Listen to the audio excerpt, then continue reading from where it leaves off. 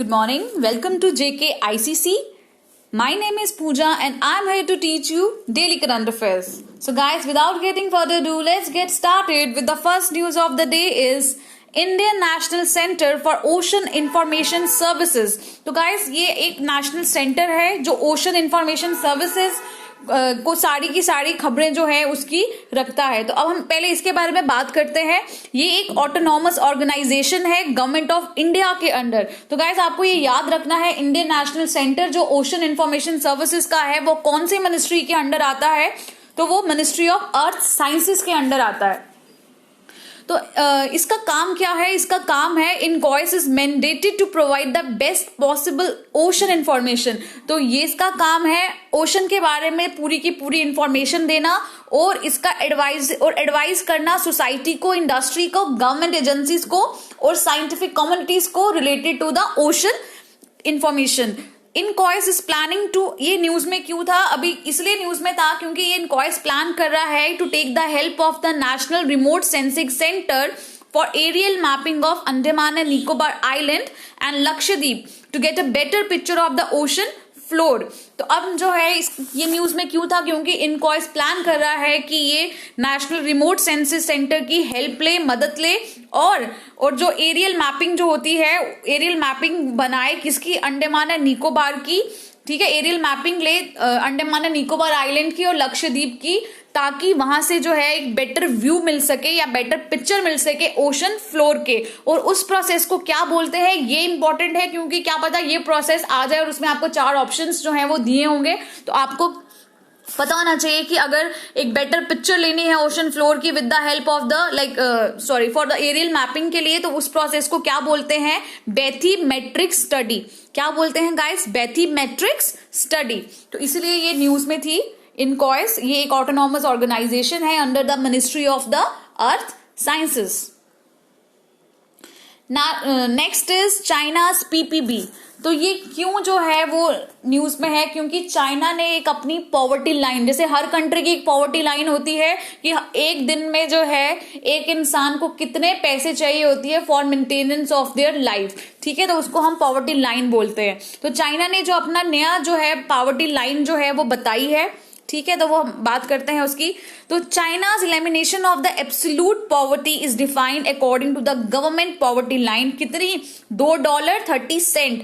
तो एक दिन की जो उनकी पॉवर्टी लाइन में जो पैसा है वो कितना चाहिए किसी को? $2.30 in terms of the purchasing power parity per person a day, which is higher, जो बहुत ज्यादा है एक इंटरनेशनल पॉवर्टी लाइन से। और इंटरनेशनल पॉवर्टी लाइन है $1.90, $1.90। ठीक है, तो चाइना की बहुत ज्यादा है। चाइना की कितनी है पॉवर्टी लाइन जो चाइना ने अभी डिफाइन की है? $2.30। तो वर्ल्ड बैंक भी डिफाइन करता है पॉवर्टी लाइन को, जैसे लोअर सबके लिए, चाहे वो लोअर मिडिल इकोनॉमीज हो या हायर मिडिल इकोनॉमीज हो, अपर मिडिल इकोनॉमीज जिनको हम बोलते हैं, या फिर डेवलप्ड कंट्रीज हो। ठीक है, तो इंडिया जो है, India lower middle income countries में आती है। तो ये आपको पता होना चाहिए। वर्ल्ड बैंक के अकॉर्डिंगली इंडिया किस में आती है? लोअर मिडिल इनकम कंट्रीज में आती है। और according to the World Bank ने जो लोअर मिडिल इनकम कंट्रीज के लिए जो पॉवर्टी लाइन मेंशन की है वो कितनी है? $3.20। ठीक है, 20 सेंट। ये परचेजिंग पावर पैरिटी है गाइस। ठीक है, ये याद रखना, purchasing power parities. Purchasing power parity क्या होती है कि अगर लेट से यहाँ पे जो है परचेजिंग पावर, अगर आप यूएस जाते हैं तो वहां पे आपको ₹1 में क्या मिलेगा और इंडिया में ₹1 में आपको क्या मिलेगा, that is your purchasing power parity. ठीक है, तो ये कुछ इसने वर्ल्ड बैंक ने भी डिफाइन किया था। और हम जो है वो लोअर मिडिल इनकम कंट्रीज में आते हैं। Guys this news is very important, क्योंकि बहुत देर से इसके बारे में न्यूज हमें देखने को मिल रही थी कि अभी कुछ गवर्नमेंट जो है वो मॉनिटर करेंगी ओटीटी प्लेटफॉर्म्स को। गवर्नमेंट ने कोई भी ऐसा लॉ पहले नहीं बनाया था related to the OTT platform. अब गाइस ओटीटी प्लेटफॉर्म्स क्या होते हैं? Over the top platforms. Over the top platform जैसे आप नेटफ्लिक्स यूज करते हैं, अमेजॉन प्राइम यूज करते हैं, या जितने भी आपको ये ऑनलाइन मीडियम दिखते हैं जिसमें आप जो भी है मूवीज देखते हैं या कुछ एंटरटेनमेंट पर्पसेस के लिए कुछ भी देखते हैं, तो उनको बोलते हैं ओवर द टॉप प्लेटफॉर्म, जो इंटरनेट के थ्रू जो है आप उनको यूज कर सकते हैं, जैसे Netflix, Disney Hotstar, prime video, या और भी बहुत, जैसे बालाजी आर्ट जो अब नया आया है, ठीक है। तो ये सब आपको देखने का मिलता है। तो इससे पहले गवर्नमेंट ने कोई भी ऐसा लॉ नहीं बनाया था कि गवर्नमेंट इसको क्या कर सके, मॉनिटर कर सके। तो पहली बार, ये बहुत इंपॉर्टेंट है, पहली बार गवर्नमेंट ने जो है लॉ कोई बनाया है, कोई बिल जो लाने जा रही है, जो किसको मॉनिटर करेगा, ओटीटी कंटेंट को। तो गाइस, अगर आप कोई फेसबुक पे स्टेटस डालते हैं या ट्विटर पे ट्वीट डालते हैं कि क्या वो ओटीटी के अंडर आता है, वो बिल्कुल आता है। सोशल मीडिया प्लेटफॉर्म में जो आप जो यूज करते हो अपना सोशल मीडिया, वो भी किसके अंडर आता है, ओटीटी के अंदर, ओवर द टॉप प्लेटफॉर्म के अंदर वो आता है। तो पहली बार गवर्नमेंट ने under the ambient of information technology intermediary guidelines and digital media ethic codes rule 2021 जो है वो लाए हैं, ठीक है। उसमें क्या है, उसमें कुछ गाइडलाइंस दी गई हैं, किसके लिए, for the digital content on both, किसके लिए, डिजिटल मीडिया के लिए भी और ओवर द टॉप प्लेटफॉर्म्स के लिए भी गवर्नमेंट ने जो है वो लॉ, एक रूल्स जो है, गाइडलाइंस जो है वो लाई हैं। तो इसके अंदर अगर मैं बात करूं, ओवरव्यू देखूं, तो इसके अंदर गवर्नमेंट ने 3 टायर ग्रीवियंस रीएड्रेसल मैकेनिज्म को एस्टैब्लिश किया है। लेट से कोई भी है, उसको जो है, लेट से आप ही हैं और अगर आप कोई सीरीज देखते हैं, आपको उसमें लगता है कि ये जो है हमारे कल्चर के खिलाफ है, या इसमें वो चाइल्ड पोर्नोग्राफी है, या ऐसी चीजें दिखाई जा रही हैं जो हमारे कल्चर के अगेंस्ट है, तो आप पहले क्या था, आप जो है इसके अगेंस्ट कहीं भी आवाज नहीं उठा सकते थे। बट अब जो है इसके रूल्स के अंडर गवर्नमेंट ने 3 टायर ग्रीवियंस रीएड्रेसल मैकेनिज्म को एस्टैब्लिश किया है। तो फर्स्ट लेवल क्या होगा, ओटीटी प्रोवाइडर। लेट से कोई अमेजोन में कोई सीरीज है, उसमें आपको कुछ लगता है कि ये प्रॉब्लमेटिक है, तो आप क्या करेंगे, जो है ओटीटी प्रोवाइडर, जैसे अमेजोन ही है, आप उसके पास जाएंगे और उनके पास भी एक ग्रीवियंस रीएड्रेसल सिस्टम होगा, ठीक है, जो उस लेवल पे होगा ओटीटी प्रोवाइडर के पास। तो आपकी कंप्लेन रजिस्टर की जाएगी और आपकी जो कंप्लेन है वो 15 दिनों के अंदर अंदर जो है वो पूरी तरह से एड्रेस किए जाएगी। तो ये पहला लेवल था। तो अगर आप सेटिस्फाइड नहीं होते हैं तो आप सेकेंड लेवल की ओर जाते हैं। सेकेंड लेवल क्या है, एक सेल्फ रेगुलेटरी बॉडी बनाई जाएगी, सेल्फ रेगुलेटरी बॉडी बनाई जाएगी। क्यों, अगर आपकी जो कंप्लेन है, आप उससे सेटिस्फैक्टरी रिजल्ट आपको नहीं मिलता है, तो उसके बाद जो करे, एक जो ओटीटीज हैं, कलेक्टिव क्या होगा, सारे ओटीटीज ने मिलकर एक सेल्फ रेगुलेटरी बॉडी बनाई होगी।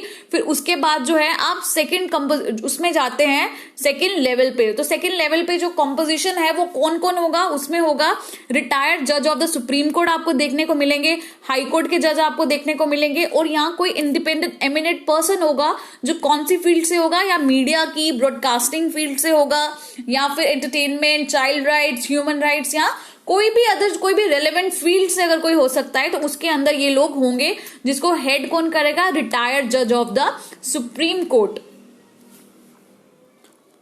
तो इसकी जो पावर अगर की बात करूं, जो सेकंड टायर है, जो सेकंड लेवल है, उसकी पावर क्या होगी, उसके पास सेंसरिंग पावर होगी। सेंसरिंग पावर क्या होती है, जैसे क्या कर सकता है, वो उस सीन को जो होगा वो काट ही देगा, ठीक है। तो सेंसरिंग की जो पावर है वो किसके पास है, सेकंड लेवल के पास है, सेल्फ रेगुलेटरी बॉडी के पास सेंसरिंग की पावर है।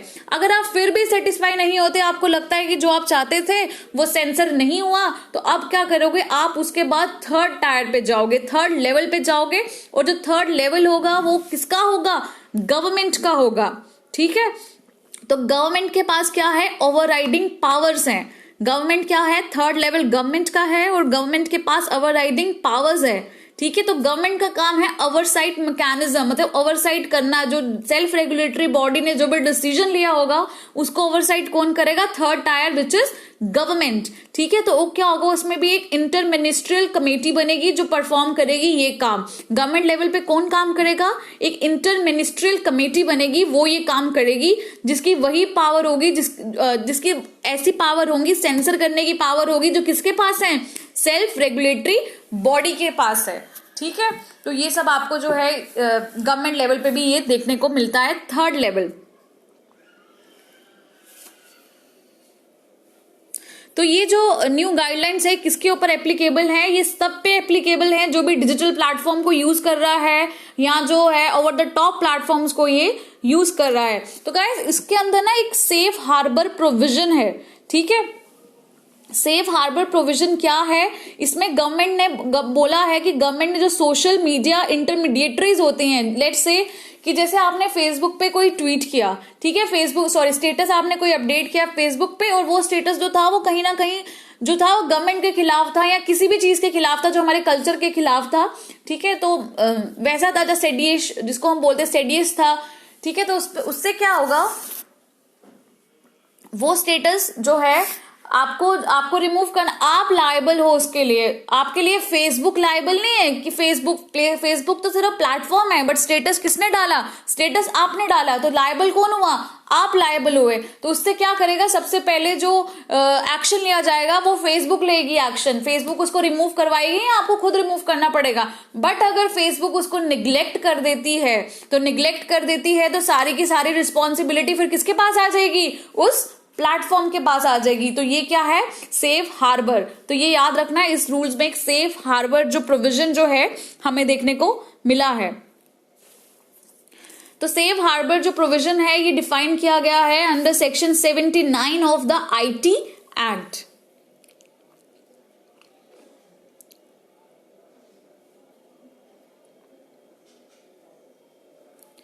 ठीक है, तो गाइज ये बहुत इंपॉर्टेंट है आपके लिए, आपको ये याद रखना है। और जितनी भी आपको पता है, लेट्स से कि मैंने आपको बताया कि उसमें ये जो ओटीटी प्लेटफॉर्म्स है, जैसे फेसबुक है, फेसबुक तो बाहर की कंपनी है, बट ये जो सेफ हार्बर जो प्रोविजन है इसके लिए लायबल कौन होगा, इसके लिए वो पर्सन लायबल होगा। फेसबुक को क्या करना पड़ेगा, जिसके पास कोई इंडियन पासपोर्ट है उसको यहाँ पे अपॉइंट करना पड़ेगा, किसके लिए, ये सब चीजें देखने के लिए, ठीक है।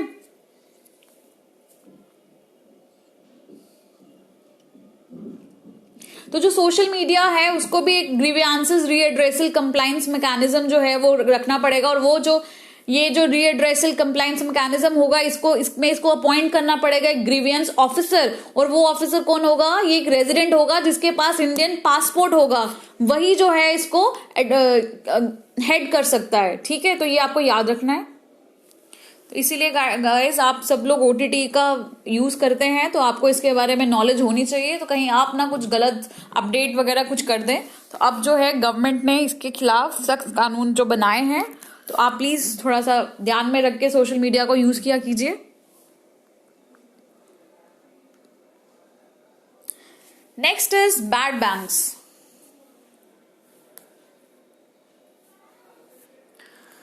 तो गाइस इंडियन बैंक्स एसोसिएशन ने आइडेंटिफाई किया है कुछ बैड बैंक्स को। गाइस बैड बैंक्स कौन होते हैं, बैड बैंक्स वो होते हैं जो अपना लोन जो है टाइम पे नहीं चुका पाते, ठीक है, जिसके पास एनपीएस जो होते हैं, नॉन परफॉर्मिंग एसेट्स जो होते हैं वो बहुत बढ़ जाते हैं, उनको बैड बैंक्स बोला जाता है। तो इंडियन बैंक्स एसोसिएशन ने आइडेंटिफाई किया है बैड लोन्स को, ठीक है, which can be transfer to the centre propose bad banks. तो गाइस सबसे पहले मैं बात करती हूँ बैड लोन्स क्या होते हैं। बैड लोन्स वो होते हैं, लेट्स से कि किसी ने लोन लिया और आप जो है वो टाइमली जो है 90 डेज तक आपने उसका प्रिंसिपल अमाउंट जो है वो नहीं चुकाया, तो वो क्या बन जाते हैं, नॉन परफॉर्मिंग एसेट बन जाते हैं। तो इसको इसी के लिए गवर्नमेंट ने एक बैड बैंक्स बनाए थे कि ताकि जो है वो एनपीएस जो है आपकी जो बैंक की जो बैलेंस शीट है उसको सही करने के लिए सरकार ने बैड बैंक्स बनाए थे। तो इंडियन बैंक एसोसिएशन ने बोला, आइडेंटिफाई किया है कुछ बैड लोन्स को जो किसको ट्रांसफर किए जाएंगे, जो सेंटर ने बैड बैंक्स बनाए हैं, ठीक है। तो इंडियन बैंक एसोसिएशन ने बैंक्स को लिखा है कि सारे बैंक्स को बोला है कि आप अपने बैड लोन्स बताओ जो 500 करोड़ और उससे ज्यादा है, और आइडेंटिफाई करो कि मैग्नीट्यूड कितना है उस प्रॉब्लम का और उस पर क्लैरिटी लो, ठीक है। ये कुछ इनिशियल जितनी भी इनिशियल कैपिटल चाहिए होती है किसी भी एंटिटी के लिए, तो इसके लिए जो है इसीलिए ये बैड बैंक्स जो है वो न्यूज में थे। एशिया इकोनॉमिक डायलॉग, ठीक है, ये एक फ्लैगशिप जियो इकोनॉमिक्स कॉन्फ्रेंस थी ministry of external affair India की, ठीक है। तो गाइस जियो इकोनॉमिक्स क्या होता है, इकोनॉमिक्स तो आपको सबको पता है, तो जियो जब लग गया तो इट लाइक ग्लोबल लग गया, ठीक है। तो उससे रिलेटेड जितनी भी स्ट्रैटेजीज जो होंगी इकोनॉमिक्स से रिलेटेड वो हो जाएंगी जियो इकोनॉमिक्स, ठीक है। तो Asia economic dialogue 2021 is jointly convened by, ये इंपॉर्टेंट है कि इसको कौन लोग जो है कन्वीन करते हैं, इसको ministry of external affairs and Pune international centre. जो थीम है इस साल की वो क्या है, post covid global trade and finance dynamics. ये एक इंटरनेशनल जियो इकोनॉमिक्स कॉन्फ्रेंस है जिसका काम है फोकस करना किस पे, ट्रेड पे और फाइनेंस पे इसका काम है फोकस करना, ठीक है, एशिया में एंड इट्स एक्सटेंडेड नेबरहुड में, ठीक है। तो ये 5th एडिशन था इसका, एंड 5th एडिशन था एशिया इकोनॉमिक डायलॉग का, और जो 2nd एडिशन था जो किसने इसको कन्वीन्ड किया है, पुणे इंटरनेशनल सेंटर ने। तो एशिया इकोनॉमिक डायलॉग आपको नाम से ही पता चल रही है, ये एक इंटरनेशनल जियो इकोनॉमिक्स कॉन्फ्रेंस होती है जो फोकस करती है ट्रेड पे, फाइनेंस पे और फाइनेंस के डायनेमिक्स पे एशिया में और उसके एक्सटेंडेड नेबरहुड पे। Last news of the day is same-sex marriages will cause havoc. Central government tells Supreme Court. तो अभी गाइस हमें ये सेंट्रल गवर्नमेंट ने बोला है कि इन्होंने अपोज किया है किसको, जो सेम सेक्स मैरिजेस हैं उसको इन्होंने अपोज किया है। तो लेट्स टॉक अबाउट कि ये जो हम इसका पूरी क्रोनोलॉजी अब समझते हैं कि ये जो सेम सेक्स मैरिजेस जो है ये कब से कैसे शुरुआत हुई इसकी। तो 1861 में एक ब्रिटिश गवर्नमेंट ने एक सेक्शन 377 को इंट्रोड्यूस किया था। कौन सी सेक्शन गाइस? सेक्शन 377। तो आपसे ये एग्जाम में पूछ सकते हैं section 377 is related to what? It is related to the same sex marriages, जैसे लड़के लड़के में, लड़की लड़की में, ठीक है, जिसको हम बोलते हैं अननेचुरल मैरिजेस। तो सेक्शन 377 ये ब्रिटिश इंडिया में जो थी ये इंट्रोड्यूस की गई, ठीक है। इसको बोला जाता था बजेरी एक्ट। कौन सा एक्ट? बजेरी एक्ट, ठीक है, बजेरी एक्ट ऑफ 1533, ठीक है, ये उसी पे बनी थी। तो 1861 में इसको इंट्रोड्यूस किया गया। तो इट डिफाइन, इसने इस एक्ट में डिफाइन था जो बजेरी होती क्या है। बजेरी क्या है? ये अननेचुरल सेक्स है against the will of the God and man. इसको क्या किया गया? इसको क्रिमिनलाइज किया गया, ठीक है। तो होमोसेक्सुअलिटी को या सेम सेक्स मैरिज को क्या किया गया? क्रिमिनलाइज किया गया।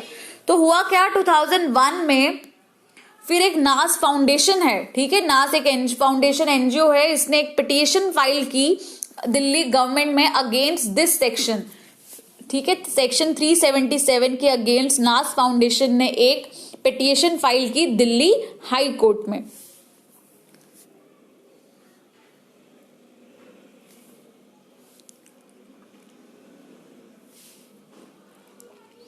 तो ये बहुत इंपॉर्टेंट केस था। 2001 में दिल्ली हाई कोर्ट में ये पिटीशन फाइल होती है। फिर दिल्ली हाई कोर्ट, ये बहुत एक लैंडमार्क केस था जिसमें दिल्ली हाई कोर्ट ने क्या किया? डीक्रिमिनलाइज किया होमोसेक्सुअलिटी को अमंग कंसेंटिंग एडल्ट्स, ठीक है। क्यों? और उसने बोला it is a violation of article 14, 15 and 21 of the constitution of India. तो 2003 में दिल्ली हाई कोर्ट ने डीक्रिमिनलाइज किया किसको? होमोसेक्सुअलिटी को among the consenting adults. But फिर 2012 में फिर से सुप्रीम कोर्ट ने ओवरटर्न कर दिया हाई कोर्ट के ऑर्डर को, ठीक है, उसको नल एंड वॉइड कर दिया। और सुप्रीम कोर्ट ने फिर से जो जैसे पहले क्रिमिनलाइज थी होमोसेक्सुअलिटी, तो फिर से उसको क्रिमिनलाइज कर दिया गया। फिर 2015 में जो शशि थरूर है, जो एमपी हैं केरला से, कांग्रेस की से, ठीक है, 2015 में शशि थरूर एक प्राइवेट मेंबर्स बिल लेके आते हैं लोकसभा में, और जो तब वहां पे एक मिनिस्टर ऑफ स्टेट्स थे किरण रिजिजू, उन्होंने बोला था कि ये जो मैटर है ये सुप्रीम कोर्ट का मैटर है, हम इसमें कुछ नहीं बोल सकते, जैसा सुप्रीम कोर्ट बोलेगी वैसा ही होगा। तो सुप्रीम कोर्ट में क्या हुआ था? एक पिटीशन फाइल की गई, 5 पिटीशन फाइल की गई, ठीक है। कोई होमोसेक्सुअलिटी के कोई बंदा था, उस LGBTQ कोई एक्टिविस्ट था, ठीक है, उसने पिटीशन फाइल की सुप्रीम कोर्ट में 2016 में। तो सुप्रीम कोर्ट ने 2018 में इसकी हेयरिंग शुरू की ऑन सेक्शन 377, और फिर उसको 2018 में उसको क्या कर दिया गया? उसको डीक्रिमिनलाइज कर दिया गया। It was a very big decision, ठीक है। 5 जज कॉन्स्टिट्यूशनल बेंच था जिसको हेड किया था दीपक मिश्रा ने, ठीक है, उन्होंने पिटीशन हेयर किया और उसको डीक्रिमिनलाइज किया गया। बट सेंटर 2021 में अपोज कर रहा है और बोल रहा है कि वो अपोज कर रहा है सेक्स मैरिजेस को, ठीक है। तो इसीलिए ये न्यूज में क्यों था? क्योंकि सेंटर ने अपोज किया है सेम सेक्स मैरिजेस को, और बट आपको पता है 2018 में तो सुप्रीम कोर्ट डीक्रिमिनलाइज कर चुकी है consensual homosexual sex in India. तो सेंटर क्या आर्ग्यूमेंट दे रहा है? सेंटर आर्ग्यूमेंट दे रहा है living together as a parents and having a sexual relationship by the same sex individual is not comparable with the Indian family unit concept of a husband wife and children. जैसे husband man जो है वो husband का role जो है play करता है, women जो है वो वाइफ का रोल प्ले करती है, बट सेम सेक्स मैरिजेस में तो वैसा कुछ रोल तो होगा नहीं। तो इसीलिए ये कह रहा है कि हमारे इंडियन फैमिली यूनिट से या इंडियन फैमिली कल्चर से बिल्कुल अगेंस्ट है। ठीक है, क्योंकि आपको पता है बायोलॉजिकल मैन एंड जो बायोलॉजिकल मैन ही हस्बैंड होता है, बायोलॉजिकल वुमेन ही वाइफ होती है, और चिल्ड्रन जो है वो उन्हीं में से बॉर्न होते हैं। तो इसीलिए सेंटर ने ये बोला है कि इट इज, इसलिए ये जो है वो अपोज कर रहा है। तो अब देखते हैं आगे सेंटर क्या कुछ लॉ लाती है या सुप्रीम कोर्ट क्या इस पर डिसीजन देता है आने वाले दिनों में। So guys that's all for today. Thank you for watching this video.